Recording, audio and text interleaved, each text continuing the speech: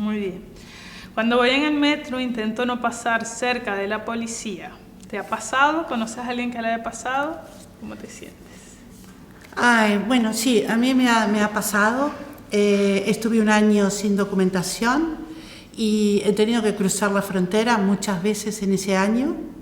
He salido de España, he pasado por Francia y luego por Italia. Y lo que me pasaba con el tema es que veía cómo subía la policía, por ejemplo, en los trenes, y hacían como una especie de cacería. Bueno, en mi caso me pasó que llegué como turista, en algún momento decidí quedarme y estaba cuestionándome si pedir el asilo o no. Y mientras duró ese periodo de 6 meses estuve en eso que se llama sin papeles, los sin papeles.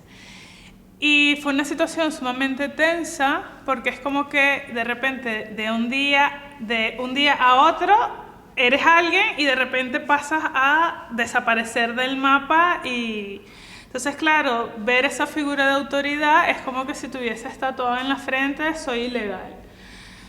Un abogado migratorio me dijo: no eres ilegal. Eso fue una de las cosas que me dijo: calma, si no, estás fuera de regla. Pero hasta que llegó esa iluminación a mi vida, es una situación de mucha tensión, no sé, me van a meter preso por no tener un papel sencillamente, y creo que a nivel de identidad te afecta mucho, pierdes, no sé, es como que pierdes quién eres, como que te borras del mapa y desapareces.